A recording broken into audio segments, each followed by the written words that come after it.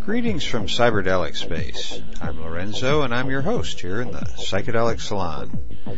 Today we're bringing you the first of the Burning Man 2005 talks, and it's the one given on Friday afternoon by Daniel Pinchbeck.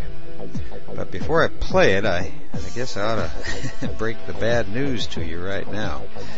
I'm sorry to have to report to you that there were only 3 or 4 of the talks that were actually recorded this year. The only talks I know of that we were able to capture were the ones by Daniel Pinchbeck and Eric Davis. Plus, I think there's part of one of Bruce Damer's talks and Raphael's talk, although I don't have those two in hand yet. Bruce tells me he's planning on re-recording his again in a studio, so hopefully we'll have access to that and be able to get it out to you as well. There's some more I'd like to say about this year's burn, but I'll save that until after we hear Daniel's talk, because I know that's what you really came here for today. And as you already know, since you've obviously downloaded this podcast, the title of Daniel's presentation this year is How I Learned to Stop Worrying and Love the Dimensional Shift. Now, after Daniel's talk, I'll give you some more information on what he's up to these days and how to find him on the web. But now here is Daniel Pinchbeck delivering his Maps Palenque Norte lecture at the 2005 Burning Man Festival. Thing to be doing here. I mean, this dome is incredible, and you all look really amazing, and it's just so fun to be up here and talking. So I wrote a book that was called Breaking Open the Head, and the book is both like personal and kind of philosophical, and it sort of charts my shift when I started as a kind of secular materialist journalist and got interested in studying psychedelic drugs when I was in my late 20s and shamanism, and went to a bunch of indigenous cultures to explore their rituals. I went down to Gabon in West Africa and was initiated into the Bwiti tribe, taking iboga, and I visited the Sequoia Indians in Ecuador, taking ayahuasca, and the Mazatecs I visited in Mexico and Oaxaca, and also explored, more sort of non-ritualistic, hedonistic use of psychedelics. And the whole experience was an incredible opening for me, opening me to all of this sort of new information, visionary experiences, and it really completely changed my perspective on reality over time. And I ended up, sort of converting from the materialist perspective that I'd started from to a kind of thinking that the shamanic vision of reality was absolutely more accurate than the Western materialist view. And that was a very profound shift, and it was also kind of a frightening thing to contemplate, because our society is so invested in industrialization and materialism. It just seemed that suddenly this huge aspect of reality, which was the whole kind of intuitive, magical domain, had just been negated by our system. So I just really had to mull on that for a long time. And that kind of led me to start working on the second book, which is called 2012, The Return of Quetzalcoatl, which is hopefully coming out, well, it's definitely going to come out in the spring, April or May. Basically, I started to take seriously. It's like if I'd converted to this shamanic perspective, then I sort of had to take seriously what all these cultures said about what's happening in the world now and what's going to happen. And I especially got interested in the Hopi prophecies and the material on the Mayan Calendar. And part of the whole process for me was like this kind of personal process where, as I got deeper into exploring all of this stuff, I had to learn also to take synchronicities that occurred in my own life increasingly seriously, and just become more and more tuned to sort of patterns that emerged over time.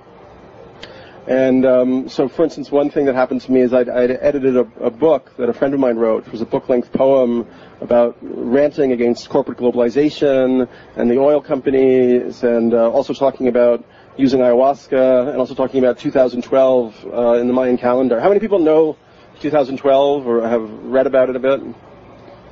So some of you haven't. So basically, I guess the first person to kind of explore it was Jose Arguelles, but the Mayans were a culture that was really obsessed with time, and they had these incredible calendars that were sort of like synchronometers, kind of following the movements of the planets, and just measuring huge cycles of time. Gosh, is there no way we can let a few more people in? I just feel so sad to see all those like faces out there. Okay, anyway,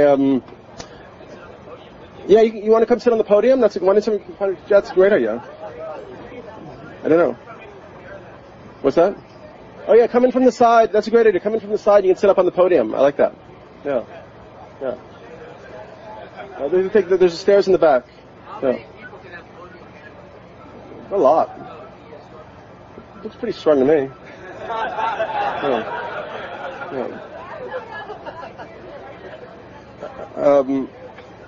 Okay, so anyway, so I looked at this, and I'll get back to the Mayan stuff. But basically, a lot of their cosmology seems to point to this end date in 2012, December 21st, 2012, as being this incredibly significant moment.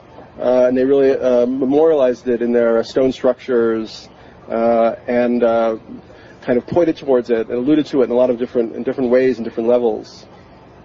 So I was editing Michael's book, so we talked about 2012, and for him, his thing was that, we're headed for this total industrial apocalypse, and sort of envisioning, what would happen when the oil ran out and the whole thing went to shit.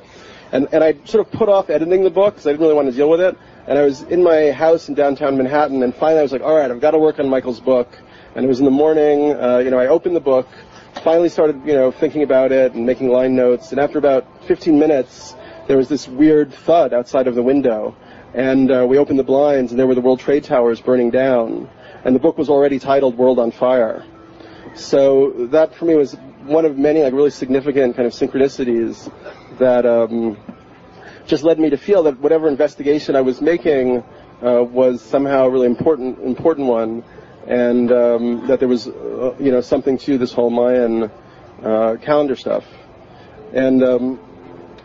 And so basically I'd started to think about, this whole shamanic reality and wondering how there might be, if it was legitimate, I thought there had to be more manifestations of it in the real world.